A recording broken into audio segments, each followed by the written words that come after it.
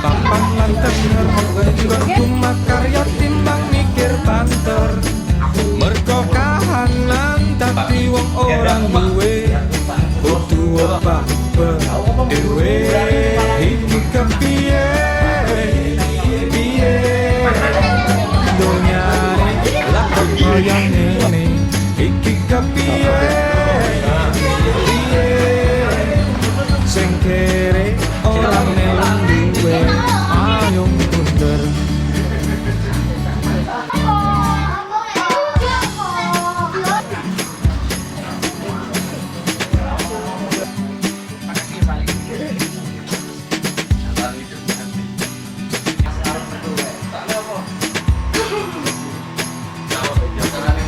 iki kepiye piye donyane lak kaya ngene iki kepiye piye sing kere ora melon duwe ayung bunder.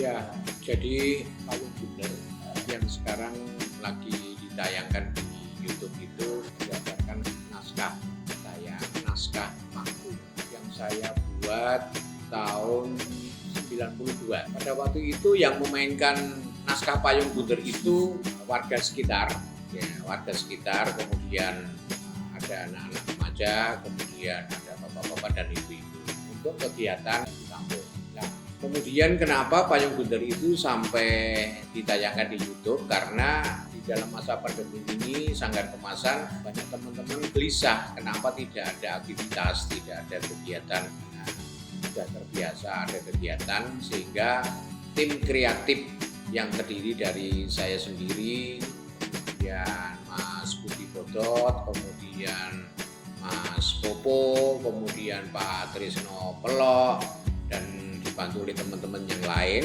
kita membuat sajian Payung Bunder episode per episode.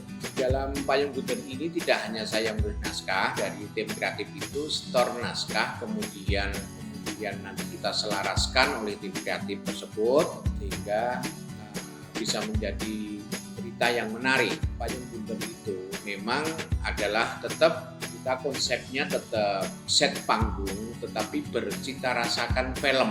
Kenapa Payung Bunder?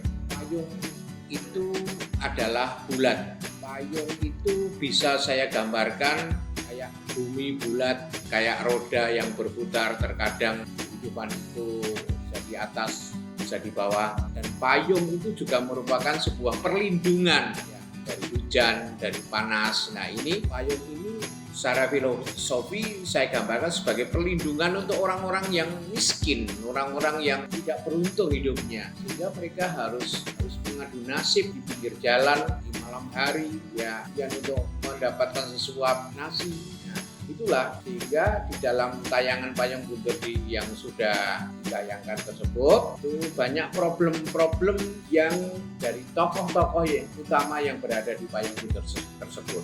Saya berharap bahwasannya Payung Bunder sajian di YouTube dari Sanggar Seni Kemasan itu akan insya Allah akan terus berlanjut, karena ini kita juga akan produksi yang keempat. Perlu diketahui bahwasanya setiap produksi itu adalah 9 episode. Jadi alhamdulillah kemarin kita hari Minggu tanggal 23 kemarin kita sudah menyelesaikan produksi yang ketiga 9 episode, dan insya Allah sebentar lagi kita juga akan memproduksi Payung Bunder produksi yang keempat. Kemudian dengan Payung Bunder ini saya pun juga berharap akan pulih semangatnya dari teman-teman Sanggar Seni Kemasan ini, bahwasanya di masa pandemi ini kita tidak terganggu, kita tetap bisa berkarya walaupun tidak live, tidak dilihat penonton secara langsung. Terima kasih saya ucapkan pada teman-teman tim kreatif Sanggar Seni Kemasan yang ikut bergotong royong sehingga bisa terlaksananya syuting kemarin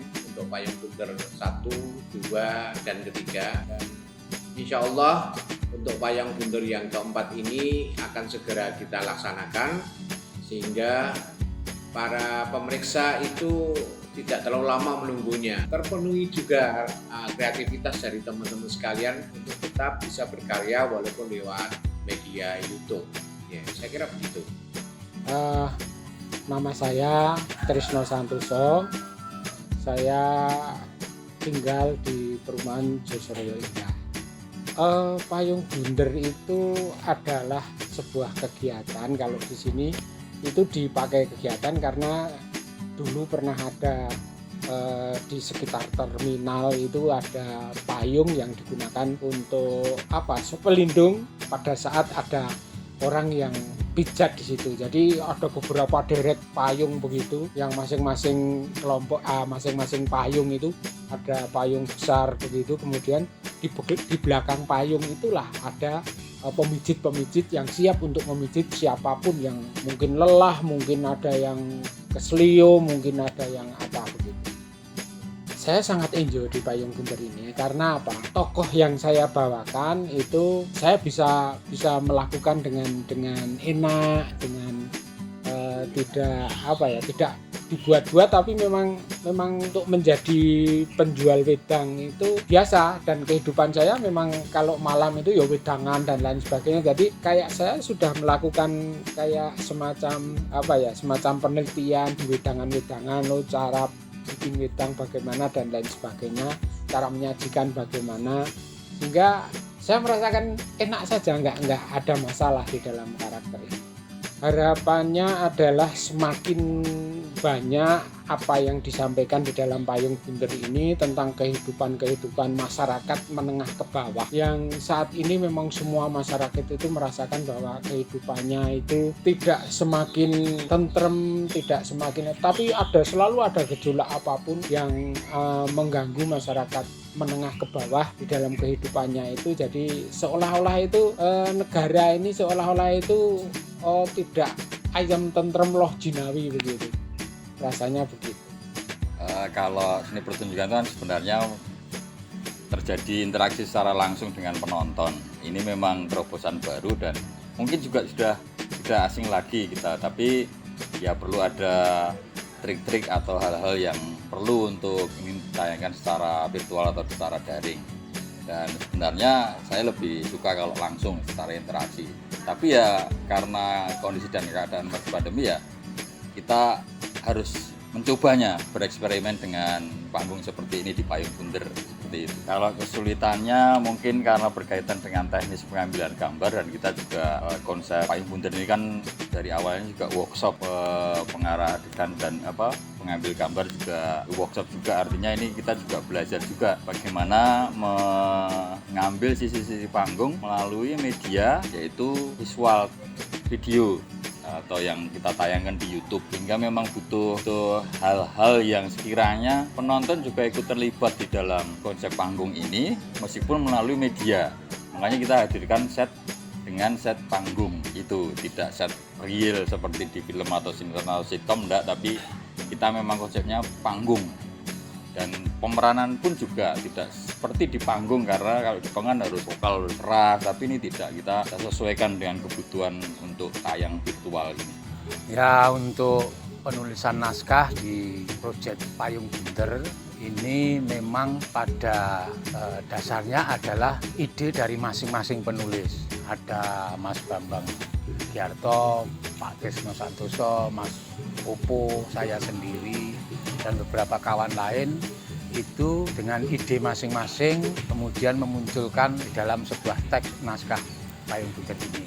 Pada awalnya memang kemunculan ide itu karena berbeda pemikiran, tapi konsepnya dalam payung bunder tetap nanti ada penyelarasan, karena ketika dihubungkan satu sama lain ada latar belakang yang bertabrakan. Nah, ini perlu penyelarasan sehingga satu kesatuan teks nanti 9 episode misalkan itu menjadi terhubung satu sama lain dan tidak saling kontradiktif. Itu kesulitan awalnya memang tentang latar belakang tokoh untuk penulisan naskah itu. Yang kesulitan kedua adalah pendek, ya, naskah-naskah pendek itu harus pada poinnya ketemu, tapi ada sedikit joke, lucon, kemudian konten-konten isian yang baik kritik sosial maupun keadaan di sekitar gilingan itu, settingnya perlu istilah pendalaman dari tiap-tiap penulis, kemudian juga penjelasan dari tiap-tiap penulis juga. Itulah yang saya kira sebagai seorang penulis dari masing-masing itu istilahnya berembuk terus. Bagaimana konsep Payung Bunder ini tidak hanya pada konten kritik sosial, tapi tetap ada sisi edukasinya, ada sisi rekreasi atau hiburannya, kemudian sisi kebudayaannya atau kulturnya.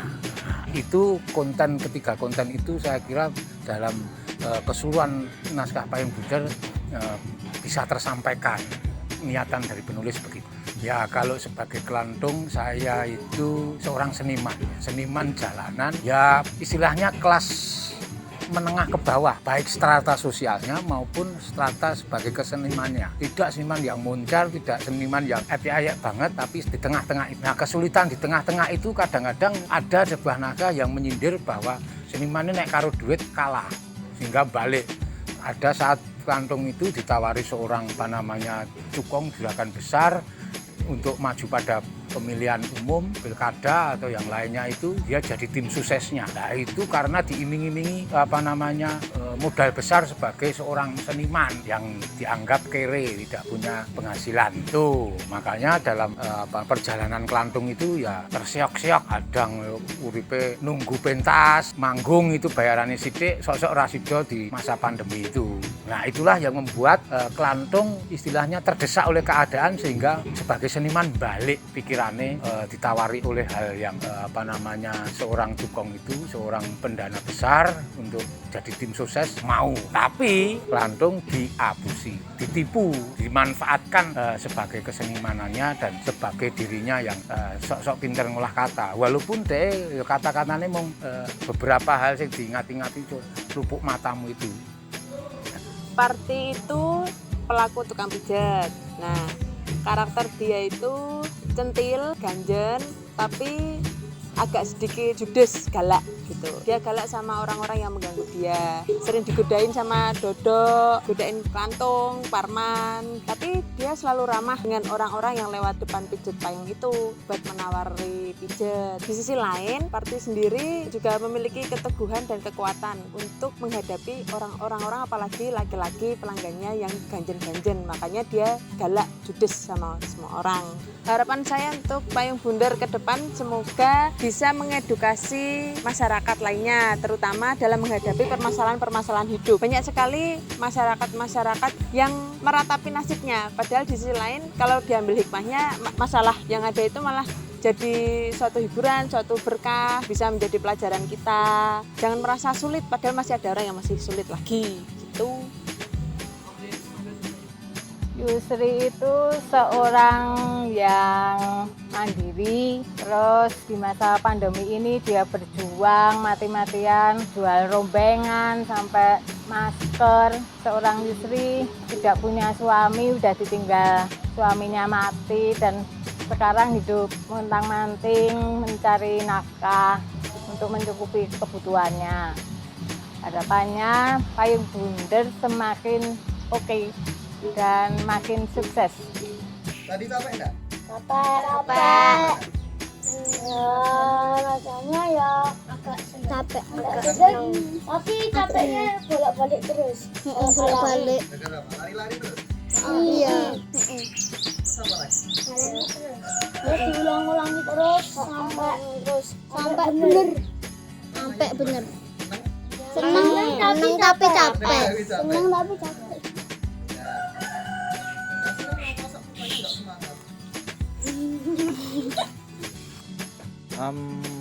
Pesan dan kesan ya? Ya, iklim produksi guyub gini memang saya suka ya. Enak gitu loh kalau sama orang-orang banyak, mengarahkan orang baru ketemu, itu asik. Apalagi di sini kan saya sebagai pengarah ya, lebih tepatnya asisten sutradara lah ya. Kesulitannya kalau pemain yang masih belum hafal keseluruhan dialog itu harus sabar menunggu blocking yang tadinya udah diarahin pas rehearsal, terus tiba-tiba pas waktu hari syuting berubah lagi gitu. Kayak gitu sih paling kesulitan. Payung Bundar ini menurut saya konsep yang baru ya, karena mengangkat teater yang kemudian difilmkan. Harapannya kedepannya masih lanjut terus lah, sampai berkali-kali episode lah, jalan terus pokoknya. Asik, konsep-konsep seperti ini asik menurut saya. Perkenalkan, nama saya Yusuf Haikal. Saya di sini selaku pimpinan produksi Payung Bundar ketiga. Pesan kesan sebagai Pimpro, ya sebenarnya ini jadi pengalaman pertama saya selaku Pimpro.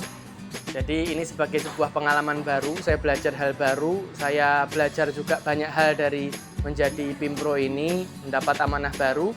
Dan di sini saya belajar banyak hal, didampingi dengan banyak sekali tokoh ataupun orang-orang hebat di sini, sehingga menurut saya ini jadi sebuah pengalaman yang berharga sekali ketika saya berani dan diamanahi untuk menjabat sebagai Pimpro di Payung Bundar ini.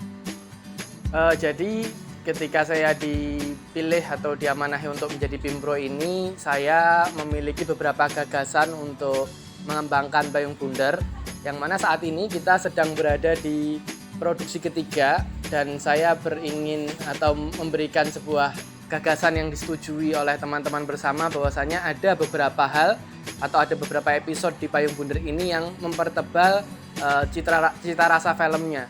Jadi kita menambah kamera, produksi sebelumnya kita 3, saat ini kita 4 kamera, kemudian pengambilan gambar pun juga banyak set yang kita ambil dan lain sebagainya, sehingga kita ingin berkembang dan juga menjajaki sebuah media baru, yaitu YouTube dan media visual, media sosial juga, supaya kita tetap berkembang dan tetap tumbuh di masa pandemi ini, seperti itu.